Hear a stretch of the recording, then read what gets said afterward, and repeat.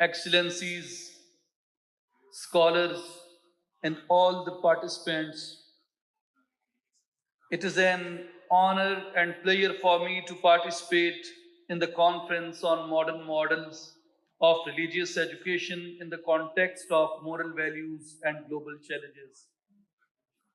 My special thanks and gratitude to Honorable Rector of Azerbaijan Institute of Theology, Dr. Akil Sharinov, for inviting me here to share my views.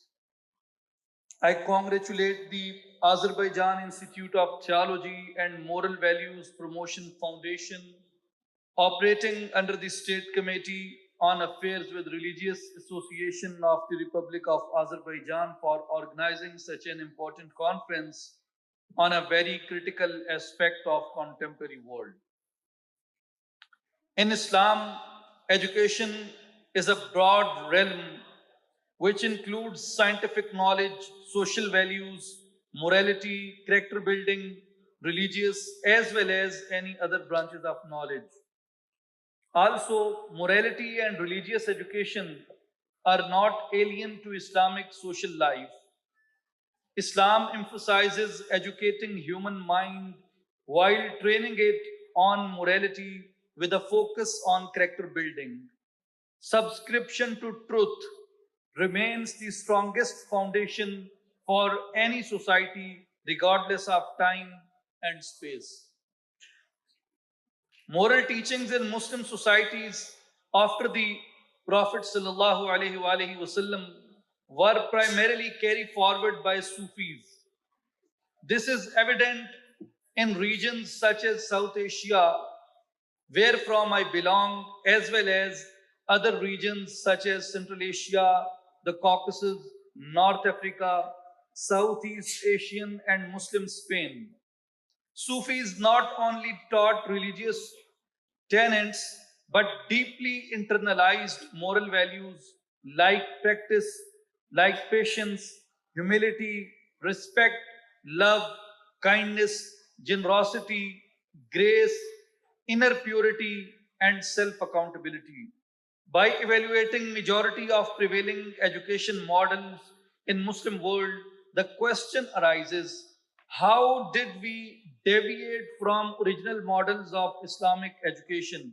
Perhaps we can better answer the question if we look into the changes we faced in education models during colonial times and especially in post-industrial revolution syllabus. The models adopted or applied during that era were not contingent on our Islamic education models or values. This knowledge imperialism led us to separate moral and religious education from other modern domains of knowledge, putting these dimensions often in isolation for scientific and technological advancement.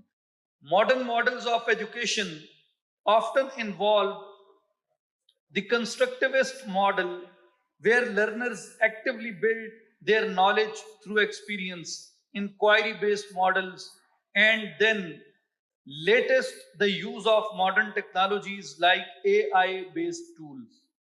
None of such approaches is alien to traditional medieval education models of Muslim societies, that is, critical thinking, active learning, integrated approach, and the use of modern technologies. In the modern world, when more than 80% of children aged 9 to 16, that we call Generation Alpha, use devices to go online almost daily, we need education models that take into account the mobile usage of students without incorporating domains like social media and artificial intelligence. A large aspect of life will remain neglected, causing a vacuum for the rise of negative energies.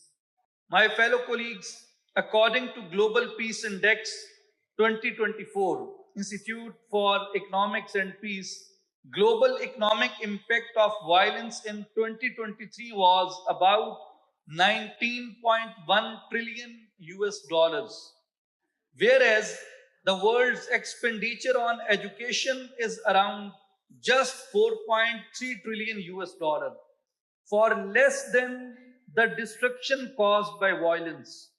More investment in the education and right emphasis on morality as well as character building can be a source of promoting peace in this era of artificial intelligence. One of the main challenges Islamic education faces, particularly in Western societies, is the stereotype of essentialism. As highlighted by Fareed Panjwani and Lynn Revel in 2018, the dynamic and evolving nature of Islamic thought and practice should be at the forefront in order to address the modern mind and address the stereotypes. Students should be taught how religion operates as living, diverse, and interpretive traditions. Acceptance of diversity is the richness of Islam and is evident from the differences in outlook of Muslim societies, yet oneness in essence. Climate change, psychotherapy, workplace spirituality, interfaith, and intercultural harmony are some of the key areas necessitating religious education for moral strength and addressing our challenges.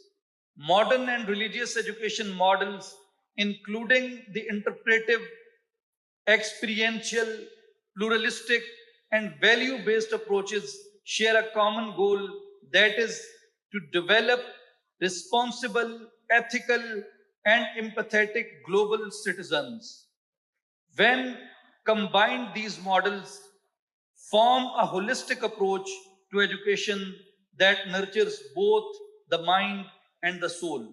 To conclude, I argue that it is now essential to incorporate the teachings of renowned Sufis such as Nizami Ganjavi, Maulana Jalaluddin Rumi, Imam al Ghazali, and Sultanul Arifin Sultan Bahu into religious education. They adopted holistic approach to education which encompassed equation of knowledge, adoption of contemporary growth, and strong character building as collective phenomena and not isolated facets of education. Doing so shall certainly help restore true Muslim societies and contribute to the salvation of humanity in today's world. With these words, I thank you all once again for your kind attention, and I would like to congratulate my brother Akil Sharanov and and foundation of